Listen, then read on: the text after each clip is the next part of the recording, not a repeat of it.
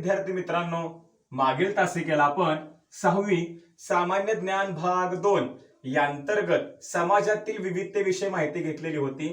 आजच्या तासिकेला आपण 6वी सामान्य ज्ञान भाग 2 या अंतर्गत जनपदे आणि महाजनपदे याविषयी माहिती घेणार आहोत। विद्यार्थी मित्रांनो, आज शिकूया जनपदे आणि महाजनपदे।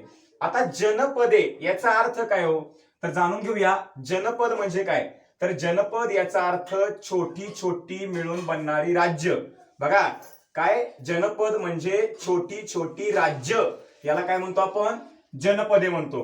आता हा कालावधी काय सांगता येईल, तर इसवी सन पूर्व 1000 ते इसवी सन पूर्व 600 व हा कालखंड वैदिकोत्तर म्हणजे वैदिक नंतर वैदिकोत्तर कालखंड हा सांगितला जातो। तसेच जनपदाबद्दल बोलताना आत्ताच आपण बघितलं वाक्य महत्वाचं आहे, परत सांगूया। जनपद याचा अर्थ छोटी छोटी राज्ये, याला आपण जनपद म्हणतो। आता त्यामध्ये जर विचार केला, आपलं महाराष्ट्र राज्य आहे आत्ताच, बरोबर। मग या महाराष्ट्र राज्य कशामध्ये समाविष्ट होतं त्या काळामध्ये, तर त्याचं नाव आहे अश्मक। कोणतं जनपद आहे, अश्मक जनपद आहे, लक्षात ठेवा। तुम्हाला परीक्षेला प्रश्न विचारतील की महाराष्ट्र राज्य त्यावेळेस कोणत्या जनपदामध्ये समाविष्ट होतं, उत्तर तुमचं काय असलं पाहिजे, अश्मक जनपदामध्ये ते समाविष्ट होतं, हे लक्षात ठेवा। यावर नक्की परीक्षेला प्रश्न येईल। जनपदांचा उल्लेख आपल्याला कशा कशामधून दिसतो, लेखणीमधून किंवा कोणकोणत्या साहित्यामधून दिसतो, तर बघा संस्कृत असेल, पाली भाषा असेल, अर्धमागधी असेल, या तीनही भाषांमधून आपल्याला जनपदांचा उल्लेख दिसतो। तसेच काही ग्रीक साहित्यकारांनी देखील जनपदाचा उल्लेख आपल्या लेखनामध्ये केलेला आहे। आता जनपदांविषयी बोलताना गणपरिषद याविषयी बोलावं लागेल। आता एक लक्षात घ्या, काही जनपदांमध्ये राजेशाही होती, राजा बोलल तेच खरं, राजेशाही होती। परंतु काही जनपदांमध्ये जनतेचं मग गणपरिषद त्यामध्ये असायची। मग गणपरिषद भरल्यानंतर त्या गणपरिषदामध्ये चर्चा व्हायची, आणि चर्चा व्हायची त्या ठिकाणाला काय म्हणायचे, संथागार। जिथं चर्चा व्हायची त्याला काय म्हणायचे, संथागार। परीक्षेला प्रश्न येईल, गणपरिषद मध्ये चर्चा होत होती तिथं काय म्हटलं जायचं त्याला, तर त्याला संथागार असं म्हटलं जायचं, हेही तुम्हाला लक्षात ठेवायचं आहे। त्यानंतर जनपदांच्या बाबतीत जर बोलायचं झालं तर गौतम बुद्ध यांच्याविषयी बोलताना आपल्याला शाक्य हे जनपद लक्षात ठेवायचं आहे। शाक्य हा भाग लक्षात ठेवायचा आहे। परत लक्षात घ्या, गौतम बुद्ध म्हटलं की शाक्य हा शब्द लक्षात ठेवा।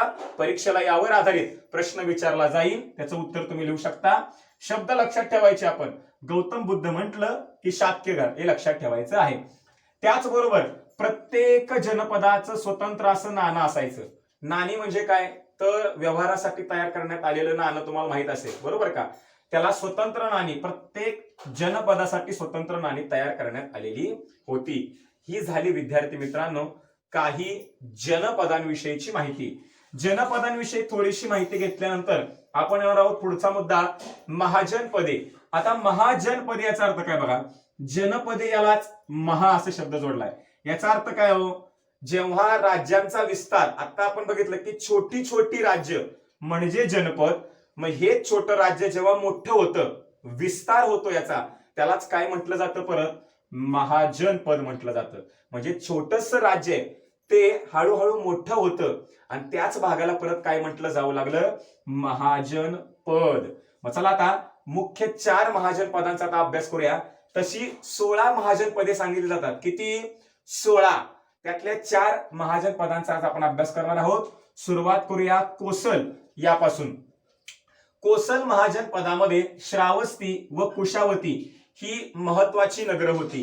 त्यापैकी श्रावस्ती ही कोसल महाजनपदाची राजधानी होती। लक्षात ठेवा, कोसलची राजधानी, तुम्हाला परीक्षेला प्रश्न विचारतील, कोसलची राजधानी कोणती होती, श्रा म्हणजे श्रावस्ती। काय म्हटलं मी, श्रावस्ती, लक्षात ठेवायचं आहे, श्रावस्ती। कु म्हणजे कुशावती, परंतु कोसलची राजधानी श्रावस्ती होती, हे लक्षात ठेवा। त्याचबरोबर कोसलचा राजा हा प्रसेनजित होता। यावर पण परीक्षेला प्रश्न विचारतील, कोसलचा राजा खालीलपैकी कोण होता, तर त्याचं नाव आहे प्रसेनजित, हे लक्षात ठेवा। तसेच हे जे कोसल महाजनपद आहे, परत मगधमध्ये विलीन करण्यात आलं, समाविष्ट करण्यात आलं. ही झाली कोसल बद्दलची माहिती. आता घेऊया वत्स या महाजन पदाबद्दलची माहिती. आता वत्स भागामध्ये कोसम नावाचा भाग, कोसम नावाचं नगर, ज्यालाच कौशांबी असं म्हणतात. आता यावर प्रश्न तयार होऊ शकतो. मी नेहमी सांगतो की हा स्पष्टीकरणात्मक विषय असल्यामुळे प्रत्येक वाक्यावर प्रश्न तयार होऊ शकतो. बघा काय विचारतील, वत्स या महाजन पदामध्ये कोणत्या नगराचा समावेश होतो? कोसम, कौशांबी. याच्यावर पण प्रश्न विचारतील. कोसम यालाच काय म्हटलं जातं हे पर्यायातून निवडा. तर कोसम यालाच कौशांबी हे नाव दिलं जातं. हे नगर आहे, हे लक्षात ठेवा, भाग आहे. आता वत्स या भागाचा राजा कोण होता? तर तो उदयन. त्यांचं नाव काय आहे? उदयन. हे लक्षात ठेवायचं आहे. परीक्षेला याच्यावरही प्रश्न येईल. ही झाली वत्स महाजन पदाबद्दलची माहिती. आता बघूया अवंती या महाजन पदाविषयी माहिती. अवंतीची राजधानी काय होती? तर उज्जयिनी. याच्यावर प्रश्न 100% येईल बघा. अवंती भागाची किंवा अवंती या महाजन पदाची राजधानी कोणती होती? तर उत्तर आहे उज्जयिनी. हे लक्षात ठेवायचं आहे. तसेच राजा जर विचारलं गेलं तर बघा प्रद्योत, नंदीवर्धन, प्रद्योत आणि नंदीवर्धन हे अवंतीचे राजे होते, लक्षात ठेवा. त्याचबरोबर हा भाग सुद्धा कशासारखा? कोसल सारखा परत मगध मध्ये विलीन किंवा समाविष्ट करण्यात आला होता. हे लक्षात ठेवायचं आहे. ही झाली अवंती महाजन पदाबद्दलची माहिती. आता बघूया शेवटचं 4 महाजन पदापैकी आपला चौथा भाग मगध. आता बघा ही 2 मगध मध्ये विलीन झालेत. आता मगध या महाजन पदाबद्दल बोलताना लक्षात घ्या याची राजधानी आहे राजगृह. काय लक्षात ठेवायचं? राजधानी राजगृह. विचारतील मगधची राजधानी यापैकी खालील पर्याय निवडा किंवा मगधची राजधानी कोणती? तर मगधची राजधानी आहे राजगृह. हे लक्षात ठेवायचं आहे. तसेच मगध भागामध्ये बिंबिसार बघा महागोविंद हा वास्तू विशारद होता. वास्तू विशारद म्हणजे काय हो? ज्याला घरामध्ये कोणती वस्तू कुणीकडे असावी याचं भरपूर ज्ञान असतं, त्याला काय म्हणतो आपण? वास्तू विशारद. काय म्हणतो? वास्तू विशारद. हे लक्षात ठेवा, वास्तू विशारद. मग महागोविंद या नावाचा व्यक्ती आहे. महागोविंद हे एका व्यक्तीचं नाव आहे जो की वास्तू विशारद होता मगध भागामध्ये. त्याने बिंबिसारचा राजवाडा बांधला. बघा बिंबिसारचा राजवाडा कोणी बांधला? तर महागोविंद या वास्तू विशारदाने. किंवा मगध भागामध्ये वास्तू विशारद कोण होता? महागोविंद. हे व्यक्तीचं नाव आहे, लक्षात ठेवा. वास्तू विशारद असणाऱ्या यांनी बिंबिसारचा राजवाडा बांधला. 100% यावर प्रश्न येईल. बिंबिसारचा राजवाडा कोणी बांधला? उत्तर काय असणार आहे? महागोविंद. त्यानंतर मगधमध्ये जीवक नावाचा बिंबिसारच्या दरबारी, बिंबिसार नावाचा राजा, त्या बिंबिसार नावाच्या राजाच्या दरबारी जीवक नावाचा वैद्य होता. त्याचबरोबर या नंतर आपण मगध महाजन पदानंतर जो भाग बघणार आहोत त्याच्यामध्ये आपल्याला हा मुद्दा लक्षात घेणं गरजेचं आहे की याचंच पुन्हा मगध साम्राज्यामध्ये रूपांतर झालं. मगधचं साम्राज्य विस्तारलं गेलं कारण ही 2 आधीच यात विलीन झाली होती आणि पुन्हा काही कालावधीनंतर मगध साम्राज्य विस्तारलं गेलं, साम्राज्याची निर्मिती झाली.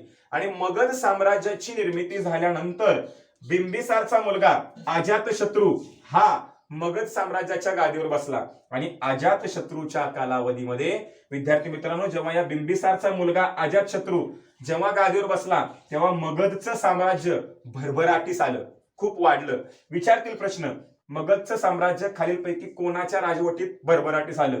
उत्तर काय? अजातशत्रू. अजातशत्रू यानं बौद्ध धर्माचा स्वीकार केला, बौद्ध धर्माची परिषद बोलवली. तसेच काही कालावधीनंतर मगधची राजधानी म्हटलं, मगध साम्राज्याची राजधानी म्हटलं की आपल्याला पाटलीपुत्र किंवा पाटलीग्राम हा शब्द लक्षात ठेवावा लागतो. हे लक्षात ठेवायचं आहे. आणि थोडीशी शेवट माहिती बघणार आहोत. नंदराजे. आता नंदराजे याविषयी बोलताना आपल्याला विचार करावा लागेल असा की यांनी वजन आणि मापनाची प्रमाणित पद्धत ठरवली. नंदराजे यांनी यांच्या कालावधीमध्ये, यांच्या राजवटीच्या काळामध्ये वजन जे मोजतो आपण, मापन करतो, या मापनाची आणि वजनाची प्रमाणित पद्धत त्यांच्यामध्ये विकसित झाली. आणि शेवटचा राजा होता यांच्यामध्ये धनानंद. काय नाव आहे त्याचं? धनानंद. हे लक्षात ठेवायचं आहे. हा शेवटचा राजा. आता अशा प्रकारे आज आपण जी माहिती बघितली जनपदे आणि महाजनपदे याच्याविषयी. आता उजळणीमध्ये जर बघायचं झालं तर यातल्या कोणत्याही भागावर आपल्याला प्रश्न विचारला जाऊ शकतो. तुम्ही याचा चांगला सराव करायचा आहे. याच्याविषयी अधिक माहिती मिळवायची. बघा प्रश्न काय विचारतील की महाराष्ट्र राज्य कोणत्या जनपदामध्ये समाविष्ट होतं? अश्मक मध्ये. किंवा मगधमध्ये जो वास्तू विशारद होता त्याचं नाव काय? महागोविंद. बिंबिसारचा राजवाडा कोणी बांधला? महागोविंद. बिंबिसारच्या दरबारी जो वैद्य होता त्यांचं नाव काय? जीवक. अशा प्रकारचे प्रश्न येतील. याविषयी पुस्तकातून अधिक माहिती मिळाली तर ती जरूर वाचा, याचा अभ्यास करा, सराव करा. धन्यवाद.